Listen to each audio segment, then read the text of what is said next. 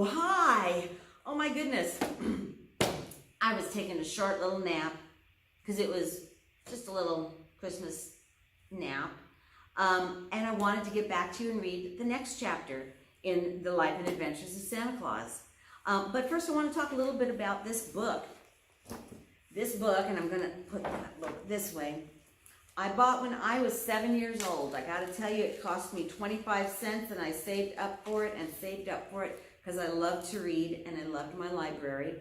But as you can see, I have a rubber band around it because the pages are falling apart. It's very old and yellowed. Because, you know, I'm not afraid to tell you that I'm in my 60s, so anybody that can do the math can say this is a good 50 years old. And I'm going to put that back. I would read this to myself every year just because it was a fun story to read as a child. I read it to myself. My family didn't really notice. I just did it in my bedroom because that's where I did most of my reading, in my bedroom. So I'm going to read the second chapter now of The Adventures of Nicholas. The Christmas days that followed were happy, not only for Nicholas, but for all the children he met in his travels from house to house. At the rope maker's cottage, most of the winter evenings were spent by the children learning to wind and untangle masses of twine, and to do most of the simple net mending. Nicholas discovered that by loosening strands of flaxen-colored hemp, he could make the most realistic hair for the little wooden dolls he still found time to carve. When he left at the end of the year on Christmas Day, the rope maker's 5 little children found 5 little toys waiting for them on the mantel of their fireplace. And Nicholas did not forget his promise to the 3 Bovrons, but made a special trip to their house Christmas morning with their gifts. And so it happened as the years went on and Nicholas grew more and more skillful with his father's jackknife, that the children of each household came to expect one of Nicholas's toys on Christmas Day. Not one child was ever disappointed, for the young wood carver had a faculty for remembering exactly which child liked what. Fishermen's sons received toy boats built just as carefully as the larger boats their fathers owned. Little girls were delighted with dolls that had real hair, and little chairs and tables where they could have real tea parties. All this time, Nicholas had been busy with many other things besides toy making. As he grew into a tall young boy, there were many tasks in which he had to share his share, and which he did willingly and well. In the spring, he learned to dig and plant the hard northern soil with vegetables, and the family lived on, during the winter. All summer, he helped with the boats, mended nets, took care of chickens, cows, horses, and in one well-to-do household, even reindeer. He was an especial favorite with mothers because the babies and younger children would flock to Nicholas. He would play with them and care for them, thus giving the tired mothers a chance to attend to the housework. During the winter months, Nicholas attended school with the other boys and girls of the village, learning his ABCs in exchange for carrying in the wood for the schoolmaster's fire. So on one particular winter's day, we find Nicholas on his way to school, trudging along a snowy country road, dragging behind him a sled loaded with logs of wood. He's now 14 years old, a tall, thin boy, dressed in long, heavy tunic coat of the village, home-knit woolen leggings, and a close-fitting black cap pulled down over his yellow hair. His blue eyes are twinkling, and his cheeks are rosy from the keen winter air. He whistles happily because although in a week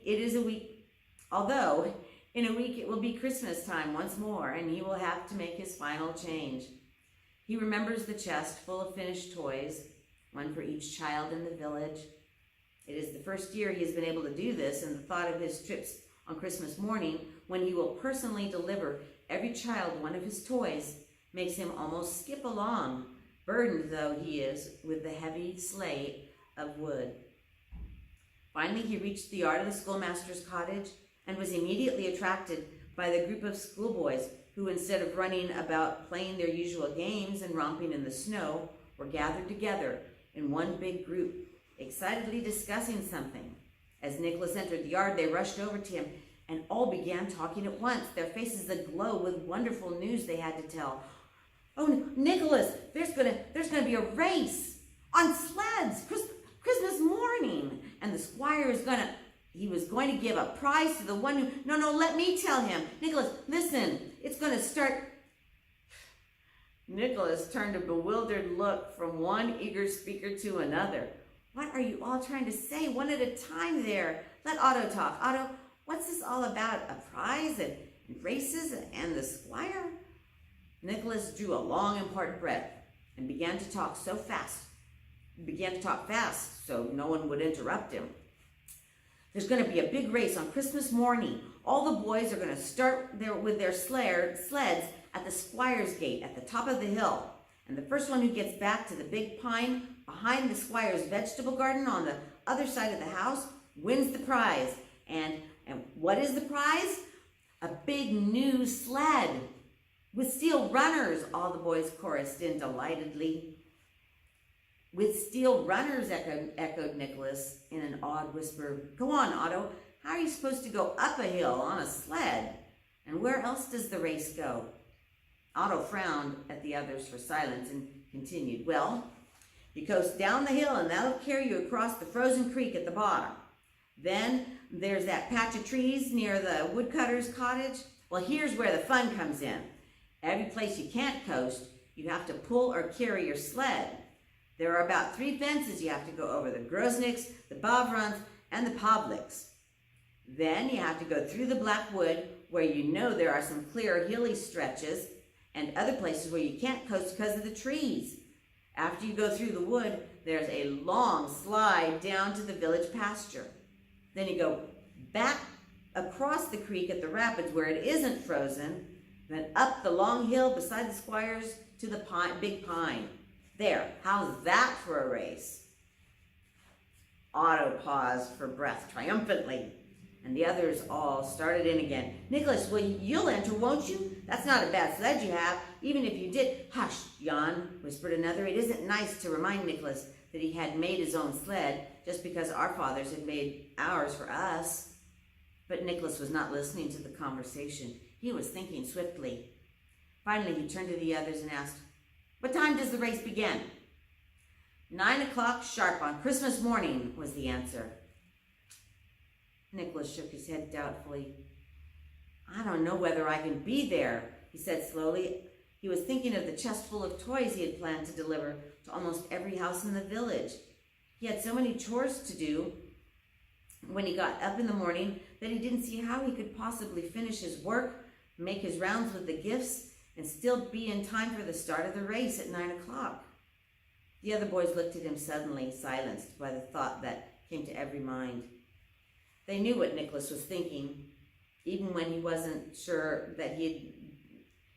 said he wasn't sure he'd be there. And although every child had come to expect a toy from Nicholas on Christmas morning, these boys were too embarrassed to put into words the fact that because Nicholas was so good to them, and especially to their smaller brothers and sisters, he might not be able to enter the race, which was so exciting in every other boy's heart. And for all his gentleness, Nicholas was a real boy and felt the desire to enter the race and win the big sled with steel runners just as much as any boy present. By getting up very early and hurrying, I could get there, he was thinking. If it weren't for the doll, I have to bring Elsa away outside the village. Oh, I have it, his eyes gleamed with excitement. He suddenly remembered that Elsa's father was the woodcutter, and that their cottage was right in the path of the race. The doll could easily be dropped off in a few seconds, and he could continue. I'll be there at 9 o'clock sharp, and then you better watch out for that prize," he shouted gleefully. "My old homemade sled may be heavy for the pulls and the places we have to carry, but that will make it all the faster on the coasting. I'll go by you just like this." And he made a lunge past little Nicholas. He made a lunge past Josef Ornoff, which tumbled and the astonished little fellow in the deep embankment, and the boys laughed as they piled Nicholas into the snow. And the whole meeting broke up with a fast and furious snow battle. When the children of the village arose on Christmas morning, they found a bright sun streaming in through the cottage windows, and gleaming on the hard-crusted snow of the roads. But they also found that Nicholas had been there, and probably even before the sun, because every doorway in the village was heaped with little toys, the result of a whole year's work. After the excitement over the gifts, all the boys made an anxious last-minute inspection of their sleds, made a trial run or two, and then the whole village started in a body for the starting point of the race.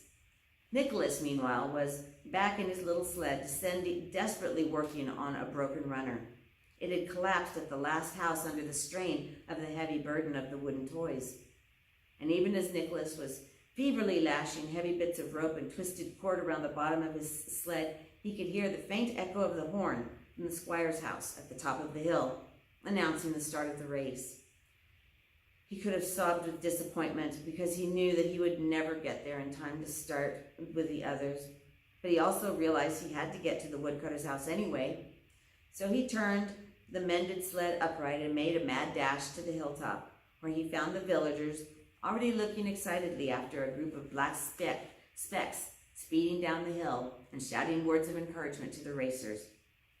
As Nicholas panted his way through the crowd, all made way for him with loud expressions of sympathy that he hadn't arrived there in time. "Come on, Nicholas, lad," shouted Jan Bavram. I'd rather see you win than my auto. Here, man, let's give him a good push. 1, 2, 3, off he goes." Down the hill sped Nicholas, his face and eyes stinging in the swift rush of wind, his hands cleverly steering the heavy sled, which had gained more and more speed, so that the wooden runners seemed hardly to touch the packed snow. On and on he went, swifter and swifter, and now his eyes glowed with excitement as he saw that the boys' figures ahead of him were black specks no longer, and that he must have gained a good bit of ground. Then, as the hill sloped more gently and the pace slackened, he noticed something ahead of him, which puzzled him. The boys had all stopped on the other side of the frozen creek. Instead of going on through the patch of woods on the other side, they had one and all calmly alighted on their sleds and were now standing stock still, watching Nicholas approach. As the sled slowed down and finally stopped, he looked bewilderedly from one to another and started, "What in the world?" "Come on, Nicholas," spoke up little Joseph. "We would have waited for you at the top, but the squire got impatient and made us start when the horn blew. But of course, you knew we'd wait for you." "Yes," shouted Otto. "Go through that doll in Elsa's doorway and then let's go. And from now on, see how long we'll wait for you. Come on." First come, first served with the sled and with the steel runners. Nicholas put his hand on the nearest boy's shoulder, his eyes glistening with moisture, but it must have been from the sharp wind in the coast. He didn't say anything, but he was so happy at this boyish way of showing friendship that his heart was full. 20 boys delivered a doll to an astonished little Elsa, and then with a wild shout they were off again, dragging their sleds after them, knocking against tree trunks, getting the ropes tangled in low shrubby bushes, stumbling over rocks and climbing over fences, jumping on now and then just for a stretch of coast, bumping into each other and laughing excitedly, eager, happy boys. And Nicholas was the happiest of all. Even though his sled was heavy to pull and clumsy to lift over fences, his friends had waited for him.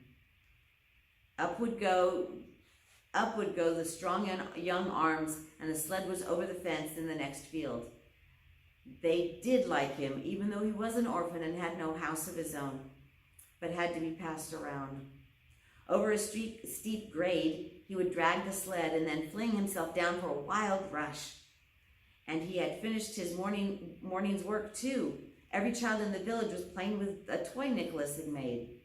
The long slide down to the village pasture was with only one boy ahead of him. I'll show them.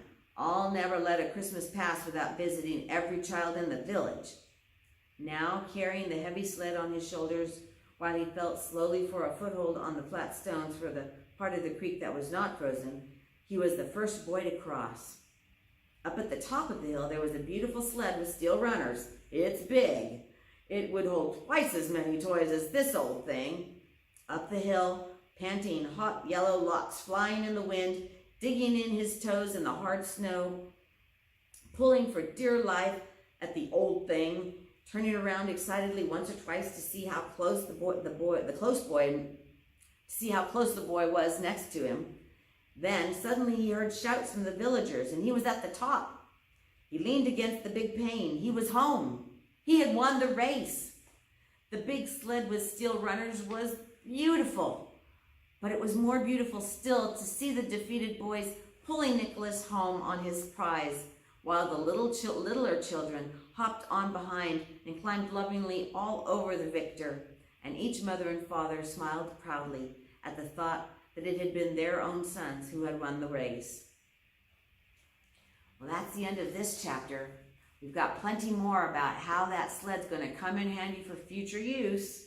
So stand by and we'll see you tomorrow. Merry Christmas.